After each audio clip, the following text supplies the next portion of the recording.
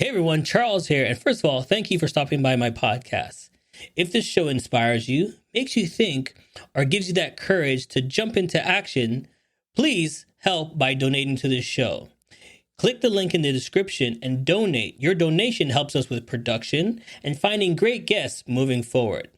Thank you and enjoy. Good morning. Good morning. Hey everybody, Charles here, and welcome to another great show. So happy you can join us today. Now listen. What you've been up to? What have you been doing? How's your business? I'll wait. Do you know how your business is doing? Have you figured it out? Have you gained? Have you lost? Well, let's talk about it. But I got a special guest today. I'm so happy they can join us on the air. Let's give them a big round of applause.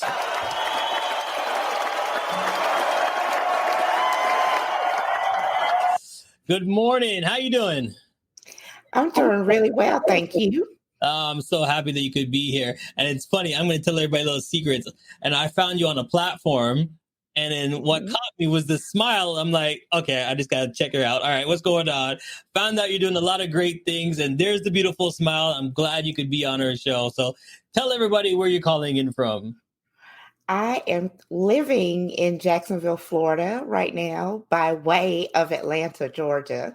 Oh, which man. I always like to make sure that that's, added into the conversation. So tell us what the weather is like right now. It's super hot. I am not a fan of heat. I don't know how I ended up here, but I'm in the house in the AC. So I run my errands around the temperature. Oh, okay. So I'm either out in the morning or I'm out in the evening, and I'm in the house during the day. Oh man, we'll take the heat. I love the heat. We'll take the heat right now. Mm-hmm. So let me think. Born and raised, where are you from? I actually was born here in Jacksonville, Florida, but we moved to Atlanta when I was an infant. So, so the heat's in your blood already. Then it's not. It skipped right on over me. I can't take it.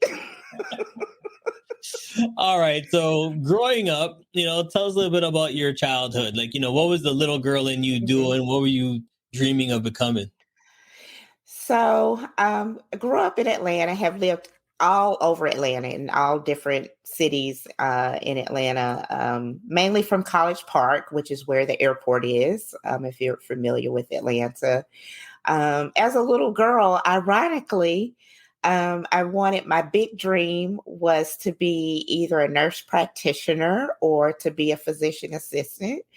And neither one of those panned out for a number of reasons. But that was my dream all the way up through maybe my second year in college. What was it? Just giving people needles? What was it? Like, you know what I mean? Really helping people. I love health some kind of way. I don't know where that came from. But I love healthcare. I have a 20 plus year background in public health. So I never lost that part, but didn't make it so much in the clinical area. Oh, okay. Mm-hmm. So then give me your first two jobs growing up? My first like teenage job was a Walmart. Okay. I refused to be like all my other friends and work in fast food. Like I felt like I was too good for that. And so I worked that's terrible. But I worked at Walmart as a teenager in the Gap. Okay. And then my first professional job was actually, I graduated from Albany State in Albany, Georgia. And my senior year, I had to do an internship. And the lady that was my mentor at the hospital there actually offered me a job before I graduated. Okay. Because I like to think I did so awesome during my internship. And so the lady, her name was Ronnie. She since passed away. But she had this dream of having a program in the school system in Daugherty County for pregnant and parenting teens. Okay. And so she wanted to bring that dream to life. and thought I was the perfect person to coordinate, manage, and implement that project. And that project still exists today. It's called the Network of Trust. It is housed in Phoebe Putnam Memorial Hospital, which is a big hospital in Albany, Georgia. But that was my first job right out of college. And then what did you gain from that job? What was the main thing that you took away from that job? Oh my gosh. So first it was my entry into public health without being in public health. I worked Mhm. for the hospital, but certainly when you're talking about teen pregnancy, pregnancy prevention, etc., those are all public health, issues. Right. And so probably the biggest things that I've taken with me from day one of that particular position. I grew up pretty much upper middle class. Hmm. And in that role, uh, one of my first clients, students, she was 11 years old, Oh, having a baby. wow. And so that was my entree into how diverse people Hmm. live in the United States. I had several students that lived in homes without running water. This was 1996, 97. I had students that didn't have running water. I had students that didn't have electricity. I had students that had no transportation, no access to public transportation. And so I've always carried that with me in terms of remembering that we come from different backgrounds and That's there's just so much diversity. yeah, Mhm. that's babies having babies. Yeah. Yeah. Yeah, that must have been hard to see it and to know the Mhm. potential and what her life is going to be like from Mhm. there. Yeah, I mean, a part of our program A was to prevent a repeat pregnancy because we Hmm. knew we could have better outcomes if there weren't any additional pregnancies. And so that was our number one goal, was to make sure that our students had access to what they needed to have access to prevent a repeat pregnancy. We also, another one of our goals was to make sure that our students graduated from high school. And so, that looked like health education, social services, that looked like, helping with childcare, et cetera. And to remain in the program, Right. they, could not have another pregnancy. They had to maintain a certain GPA. And so, like I said, that was I graduated in 94, so that was 95, and Network of Trust is still in existence today. It is a much larger program. It's a school health program that's throughout the county. And Hmm. so, it's a success. So then from that, you took a lot of things. And what was the second job that pushed you forward? So then I moved back home to Atlanta, and I started working at Wellstar Health System, which is a large health system in 5 counties in the Metro Atlanta area, and had another great opportunity to start a brand new program out of Kennestone Hospital. And so the premise there was there are several stages of a woman's life. Okay. And so we had managers for each stage of a woman's life. And so I was the manager over adolescent health. And so we had programs throughout the counties there centered around adolescent health, health education classes, parenting education, etc. So And I then, worked there for about 9 years, 10 years. so then how did all this gain to where you are today? Like, what made you decide, man, Mhm. I need to do this. This is my thing. Like, you stopped everything else and went, this is my thing. What was it? The light bulb came on, someone told you Mhm. you won the lotto. What happened? No, it was life. So I was married at one point, and I had a son who's now 27, and was in a long-term relationship after that marriage, and had another son who is now 18. And, due to life and circumstances, I ended up raising them practically on my own, without a lot of financial or emotional support. And both my sons are stellar basketball players. And so with my oldest son, what that looks like: trainers, traveling, all of the things. Yeah. And here I am on my salary and needed some supplemental income, but I needed that supplemental income to be on my time. So it wasn't necessarily about getting a second job. And so I started coaching and consulting primarily in public health, Right.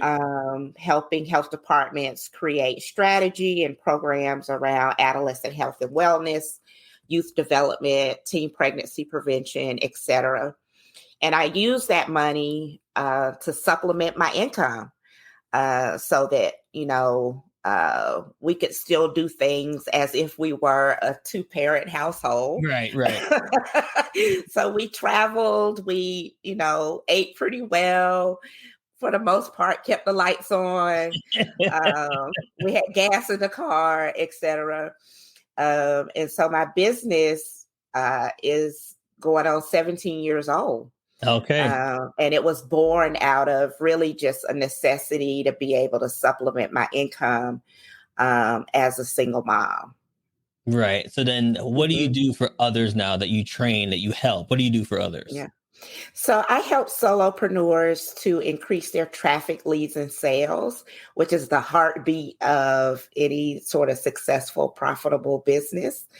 Um, my business has actually gone through several iterations as well. And so I like to think, pre-Zoom and all of the things.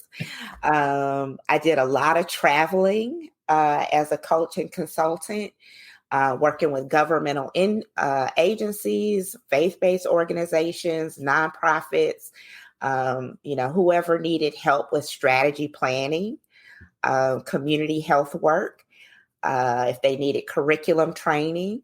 I was the person that would show up and either lead that strategy planning, lead that curriculum training, etc. Mm-hmm. And so 2019, here we are with this online world, social Right. media. You can, all of the things. You don't necessarily have to get on a plane, right? and so learning how to transition my business to an online world, there was a little bit of a learning curve there. But that's where I am now and am thriving. And now that my sons are older, I'm moving into a space where I'm able to take my profits, put it back into my business, and am looking to grow my business in the next couple of years, now that I don't have to turn that money into utilities and trainers and all of the things. All right, so let's get into it. Because as you're talking, I'm sitting there looking at your website, and a lot of people want to know certain things. Okay, Mhm. they say? Heavy traffic to your site. What is Yeah. traffic? What do you consult heavy traffic? Because traffic, you can get a whole bunch of people coming, but is that Mhm. the traffic you want? So traffic is visibility, eyes on your business.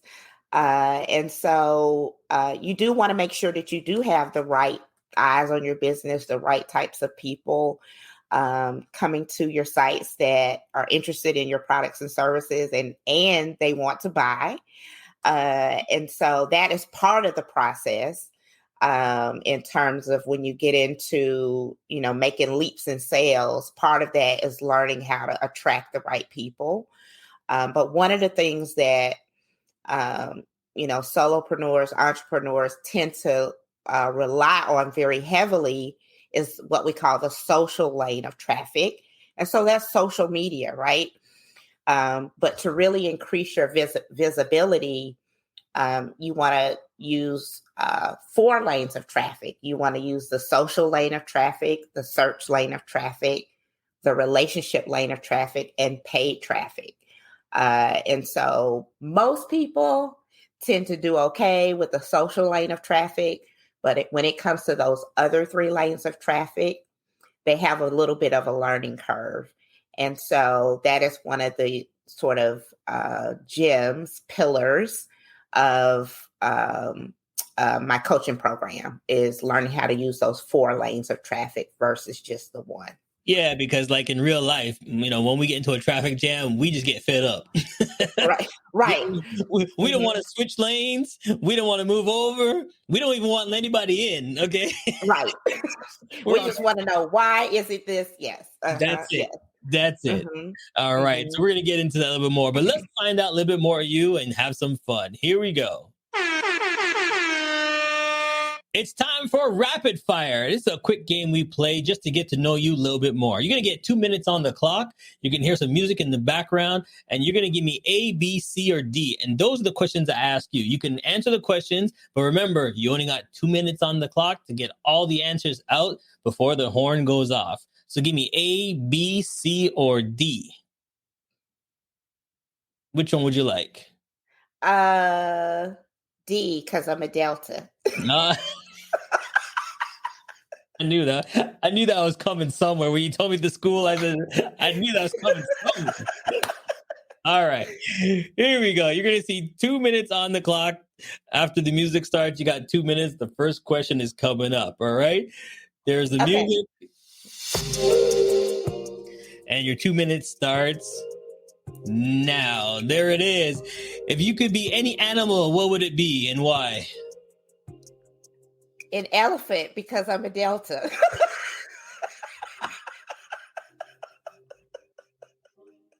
Okay.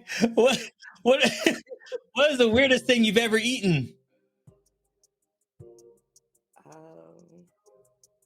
Shark. Oh, there you go. Describe yourself in 5 words.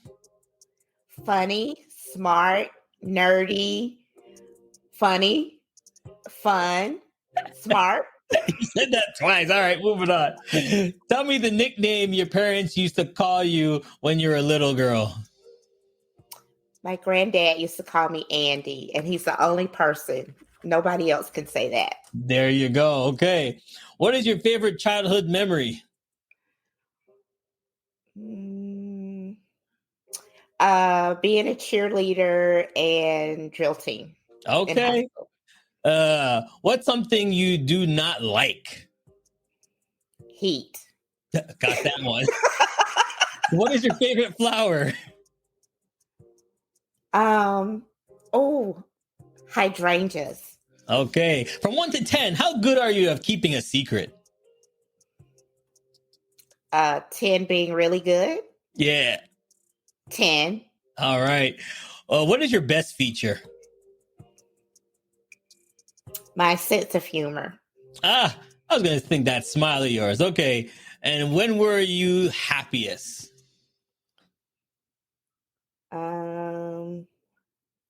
Probably in college. There you go. Because I stayed in trouble. I had a lot of fun. That's a different show. Right. I had a lot of fun. Well, you made it through rapid fire. There we go. There we go. Got to know you a little bit more. I love that. All right. So, some of the answers you gave us is like, your granddad and he was the one that named you. Tell us about the information you learned from the elders. Like, what did you learn from, growing up with the elders that you keep till today? I think my work ethic comes from my granddad in particular. I think he was just like most other granddads. Like, you can't just lay in the bed. Like, it's 7 a.m. Why are you still in the bed? And so I think my work ethic, I have a very high work ethic. And And I think the other thing that I learned was to be true to who you are, which also changes. I've learned that as I've gotten older too. What do you mean But changes? I think depending upon where you are in life, I think you might have to be different people or have different sets of values and beliefs. I think we have core values and beliefs as well, but I think as you get older, as you learn more, of course, you do better as you learn more. And so being true to who you are and always sort of striving to get to know yourself. All right. Next question for you is, what is consistent leaps in sales? Like, isn't sales just sales? What do you mean leaps? Like, I thought, when I sell and I make money and I make money, that's all good, isn't it? First of all money is not good money. Okay. And then consistent leaps in sales is really about growing your profits and growing your revenue, right? Like, if you make $10,000 in sales or profits, whichever measure you use, depending upon your goals, if your goals are to grow your business, which I think that would be the case for most people, you want to always implement strategies to be able to have, growth in your sales or leaps in your sales. I haven't run across anybody that's not interested in making more sales just yet. Who wants to make more money? Come on now. Gosh darn it. Come on. Yeah. All right. Yeah. We're going to take a quick break, but when we come back, we're going to learn more about how you can help us and get to the next level. Here we go. CMJ Entertainment is a one-stop shop. CMJ Entertainment helps people do any type of events, and it's a marketing tool as well. So we'll cover everything from start to finish. If it's a wedding, we'll make sure your wedding is over the top. And if it's an event, we make sure that everybody gets information at the end of the day. Give us a call at 416-414-8964 or online, go to cmjent.com. Yes, we're back live talking about your business and talking about traffic. Now, I've been doing some research and looking at your reviews and stuff, and then I got a question. How do women and men think about business different, in your opinion?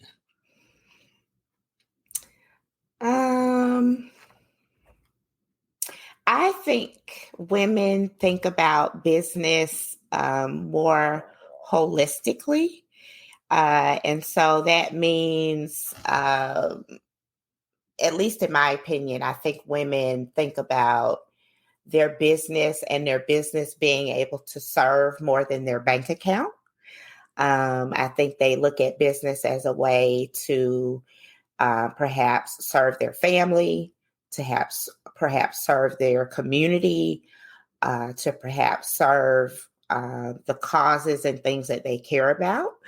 And then I think men can be more very goal and achievement focused, and the success of their business, it can very much be tied to their identity versus women. That would be my opinion. And I agree with you to a point there, because I think sometimes one focuses more on the drive and not knowing that they can help others by doing this. And one thinks about helping others, not knowing that they can make money at the same time. Yes. So yes. I do believe that 100%, because, when I'm talking to other entrepreneurs, I'm like, oh, you should turn that into this. Oh, I never thought of that. I'm like, yeah, right. you can sell that. And they never thought of that. And when I'm talking to other people, I'm like, oh man, you're doing such great work. You should, be a mentor or put this out and teach other people. Oh, I didn't think of that either. Yeah. So it's funny that you did say that's how we think, that we don't know that our business is universal, twofold. Yes. We can do multiple things. Multiple. Mm-hmm. So talking about multiple, how do we do multiple advertising? I think it's important to understand, and this is a common challenge that I find very surprising every time I run into it with my new clients is, they come into the coaching space or wanting help and not really, they have a business idea, they have a business dream, but they don't really look at it as a way to really help people to solve a problem or to solve a challenge. Even if you're selling clothes or shoes or handbags or what have you, you're solving a challenge for somebody. Like, I love a handbag, right?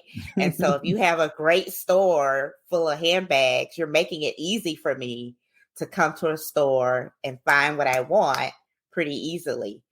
And so first, I think it's important for business owners to be comfortable with, you're solving a problem, you're solving a challenge, you're fulfilling a want or a need, and who you're doing that for. You can't advertise, well, you can, but you can't advertise effectively without understanding you're solving a want, need, challenge, and having that mindset. So that's the first thing, surprisingly, that I have to work with clients on is getting into that mindset. Because they immediately want to go to marketing. They immediately want to go to advertising.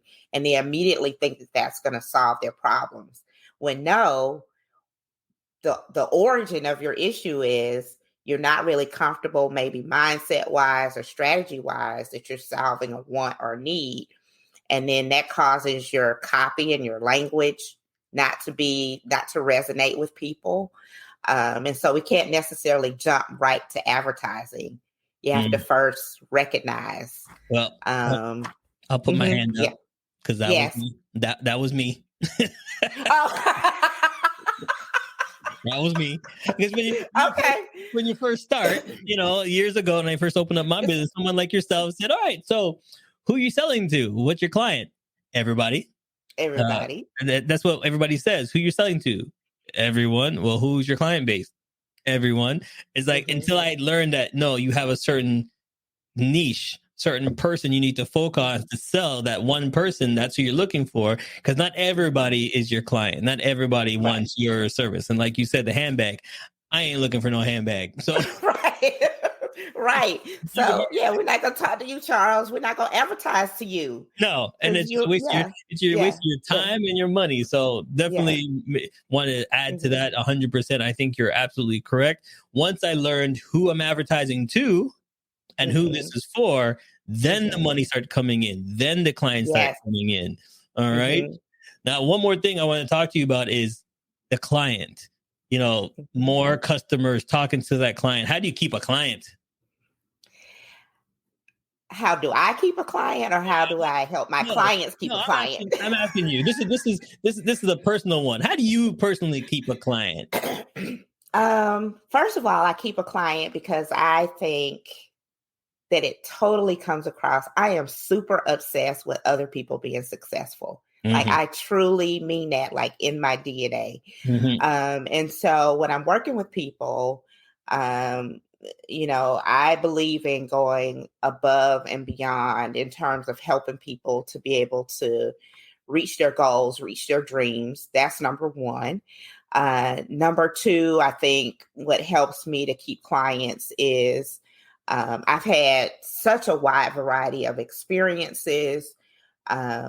It allows me to be able to relate to people on all types of ideas and, experiences. And so being able to be relatable and to not take myself so seriously is another way that really helps me to keep clients. And then also being able to offer a variety of services based on where people are, and allowing people to be able to grow with me, or for me to be able to grow with them based on where they are in your business, are just a couple of ways that I think help me to keep clients. And even once we're done working together, like, I'm checking in on people every now and then, just, hey, how are you doing? How are things? Not necessarily because I'm looking for a fee or I'm looking for, some additional, come join this new program that I have, but I'm genuinely interested and how people are doing. And if there's like a quick, way that I can help somebody when they've encountered a new problem, I'm there for it. And the reason I wanted to ask you that question, because I do strongly believe that your passion comes out, people will see like, oh, like, they're so passionate about this, so they are invested in it. You know what I mean? Yes, You ever gone to somewhere and someone's serving you and you're like they don't want to be there. And I'm like, well, if you don't want to be here, how am I going to buy something from you? Because then I'm not getting interested. You're not hyping me up to get this. So yeah, you got to have the passion for it. And that's the main thing. So definitely wanted to know, how do you keep a client with your passion, with your love, and helping them out? And that's the key thing. Go to the next level. Okay, give them a little extra. What's the big deal? You're gonna give them a little extra on the top. You know what I mean? Hey, I believe we're all gonna win. Yeah, it's gonna come back one way or the other. It may not be with that person, and even then, it's not even about reciprocity, right? It's just about being a good human, doing the right thing, and letting the chips fall where they may play. Stop being stingy. Put some extra whipped cream on that thing. Let's move on. Right. Like, what is that going to cost? Is that your whipped cream, by the way?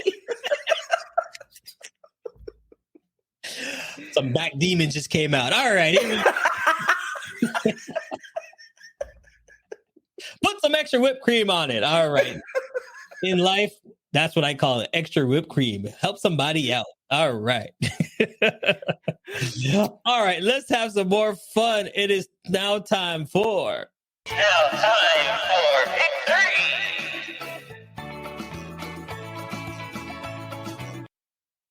It's now time for Pick 3. Before we let you go, you're going to ask yourself the last 3 questions.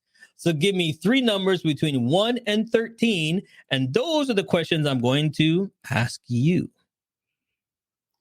Pick a number between 1 and 13. Give me 3 numbers. Yep, between 1 and 13. 3 of them. I'll give you 3 numbers. Yep. I'm going to pick 3. 3. I'm going to pick 7. 7. And I'm going to pick 13. Oh, all the way down to the last one.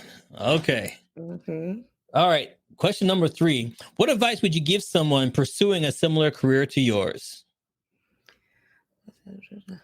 Never stop learning.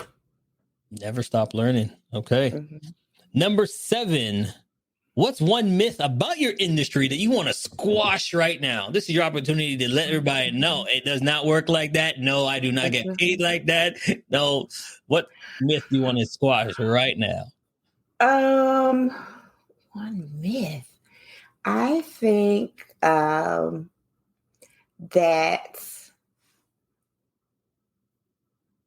there isn't any quick, rich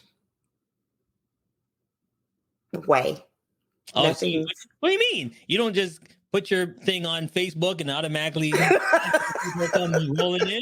That's not how it works? No, not at all. Not at all. I don't do one ad on Instagram and then no. Oh. And and I'm standing in front of a Rolls Royce. No. I can rent one for the photo, but yeah. I always thought it was just that easy. No. Mm-mm. You got to put the work in.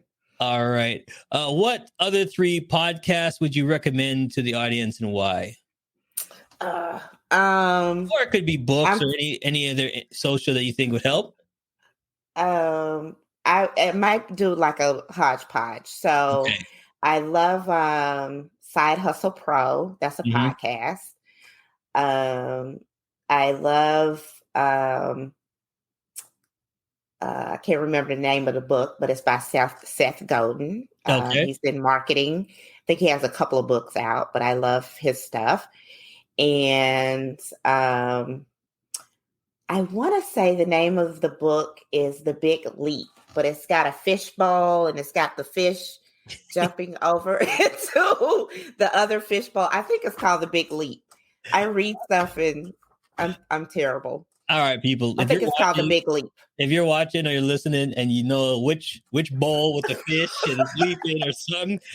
Look, let me keep talking. I'm gonna look it up. I'm almost sure it's called The Big Leap. It's a really good book. As you can tell, because I can remember the name of it. Don't let that deter you from not reading the book that I can't remember. Yeah, right now she's looking for the picture of the fish and the bowl. Right. And It's a really good book. I think it's called The Big Leap. Yeah. There we go. Listen, she's having fun, and that's how she's gonna have fun with you while she The coaches. Big Leap. See, there it is. Yeah. There it is. By Gay Hendricks. See, we find out for you right here on the show. Yes. So there it is. There's her email. Write it down. There's the website. I'll pull it back up. If you need help. And what's something before we let you go? What is the best client? Like, what do they need to come to you? Because I hate when people just come to you and they're not prepared and they just say, yeah, help me. Okay. Help you with what? What's your business? Like, what should they come to you first before they have a consultation with you, before they even speak to you? What should they bring to the table? Well, before they talk to me, they're going to fill out a form that's going to give me some information. So a lot of times people come fairly prepared.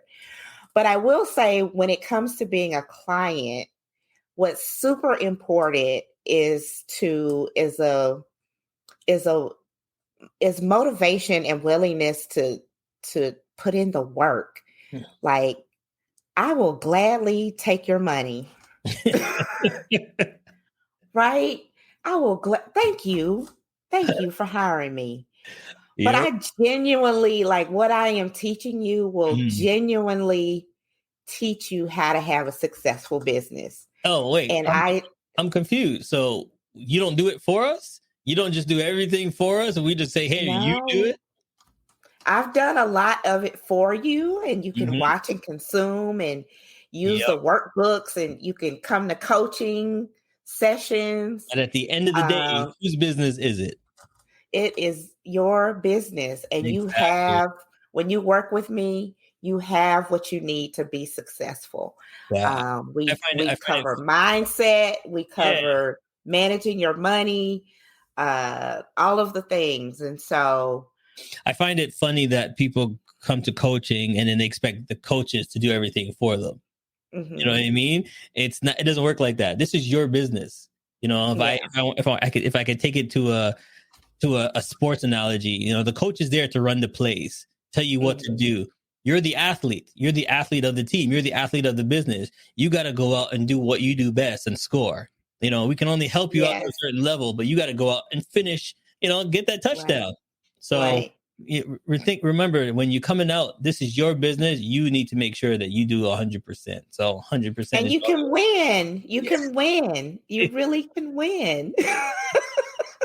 I'm a good coach. We're going to win. I'm competitive. You're going to win. Delta, right? Yes. And I raised 2 alpha males some kind of way. So...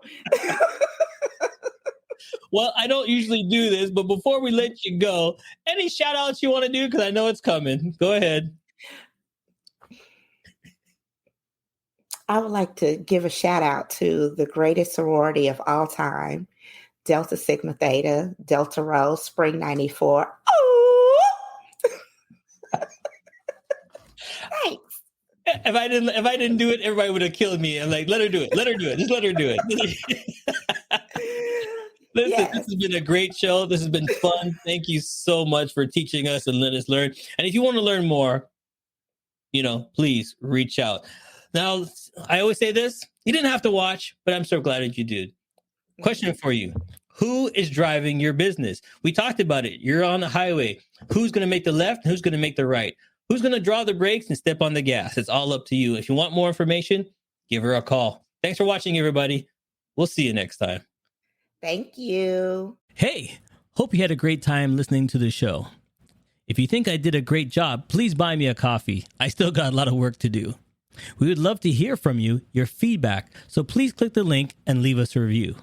You can help us grow by following us on all social media platforms and sharing this link.